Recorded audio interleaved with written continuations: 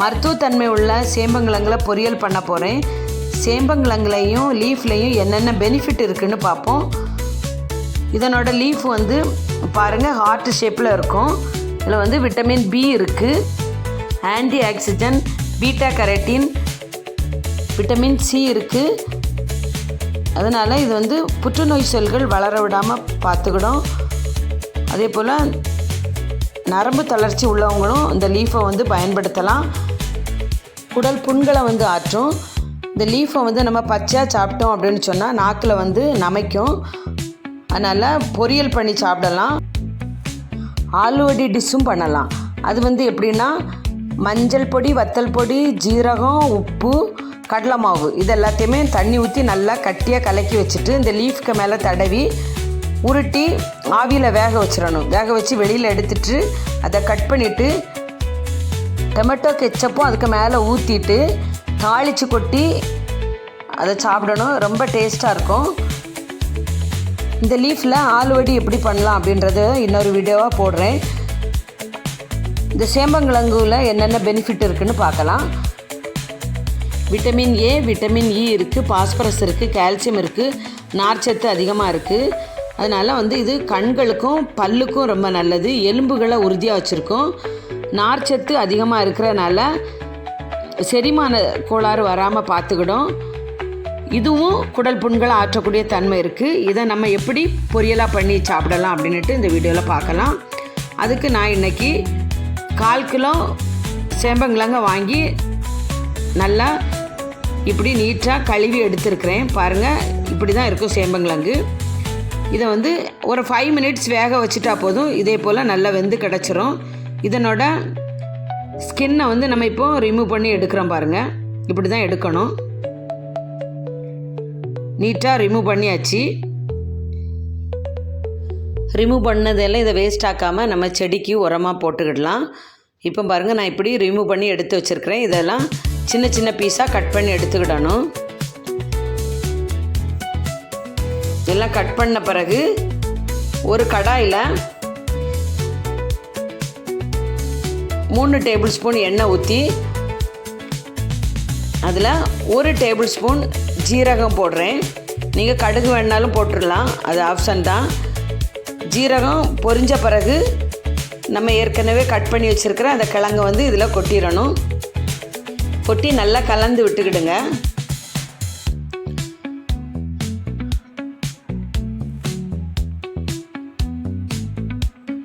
அது நல்லா கலந்த பிறகு அதில் 1 டேபிள் ஸ்பூன் மஞ்சள் போடுறேன்.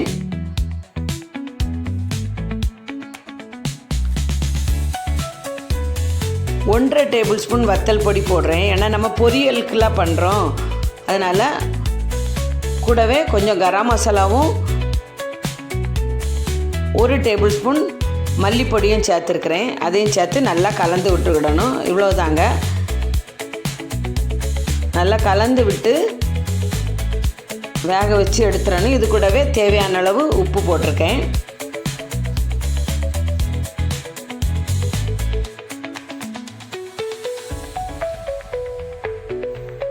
இதை நல்லா வதக்கும் போது பாருங்கள், இப்படி எண்ணெய் பிரிஞ்சு வரணும். இன்னும் ஒரு 2 மினிட்ஸ் ஆகும் இது வெந்து கிடைக்கிறதுக்கு. பாருங்கள், இப்போ லைட்டாக எண்ணெய் பிரிஞ்சிருக்கு.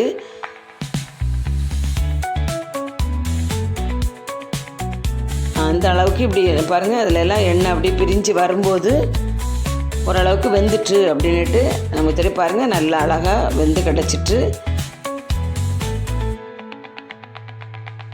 இவ்வளோதான். ரொம்பவே ஈஸியாக நம்ம இதை வந்து பொரியலாக பண்ணி சாப்பிடலாம். பருப்பு குழம்பு, ரசம் அதெல்லாம் வச்சு சாதத்து கூட சாப்பிடும்போது ரொம்ப டேஸ்ட்டாக இருக்கும். நம்ம உடம்புக்கு வேண்டிய சத்தும் கிடைக்குங்க. குட்டீஸ்கள் முதல் பெரியவங்க வரை இதை விரும்பி சாப்பிடுவாங்க. நீங்களும் உங்கள் வீட்டில் பிள்ளைகளுக்கு மறக்காமல் இதை பண்ணி கொடுங்க. என்னோடய சேனல் இது வரைக்கும் யாராவது சப்ஸ்கிரைப் பண்ணாமல் இருந்தீங்கன்னா சப்ஸ்கிரைப் பண்ணிக்கிடுங்க. பக்கத்துலேயே ஒரு பெல் ஐக்கான் இருக்கும், அதையும் கிளிக் பண்ணி வச்சுட்டிங்கன்னா நான் போடுற எல்லா வீடியோவும் உங்களுக்கு நோட்டிஃபிகேஷனாக வரும். இது கூடவே நான் வந்து மல்லி இலையும் கருவேப்பிலையும் மேலே பொடிசாக கட் பண்ணி போட்டிருக்கேன். இவ்வளோதான். நீங்களும் உங்கள் வீட்டில் பண்ணுங்கள். இதில் எண்ணற்ற மருத்துவ பயன்கள் இருக்குது. கத்திரிக்காய் தீயெல்லாம் பண்ணுவோம்ல புளி ஊற்றி, அதே போல் இதுலேயும் புளி ஊற்றியும் புளிக்குழம்பு போல் பண்ணி சாப்பிடலாம். இந்த சேம்பங்கிழங்கும் அதனோட லீஃபும் வந்து மார்க்கெட்டில் எல்லா இடமுமே கிடைக்கும். நீங்களும் வாங்கி சாப்பிடுங்க.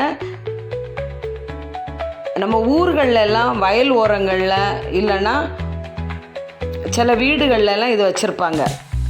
அங்கேயும் பார்த்தா இது வரைக்கும் யாராவது இப்படி சாப்பிடாமல் இருந்தீங்க அப்படின்னு சொன்னால் இனியாவது அந்த லீஃப் எல்லாம் பறித்து நல்லா கழுவிட்டு பொரியலாட்டோ ஆலுவடி போலையும் எப்படியாவது பண்ணி சாப்பிடுங்க. நம்ம உடம்புக்கு வேண்டிய இம்யூனிட்டி பவர் கிடைக்கும். இதுவரைக்கும் என்னோடய வீடியோவை பார்த்த அனைவருக்கும் காட் பிளஸ் யூ ஆல்.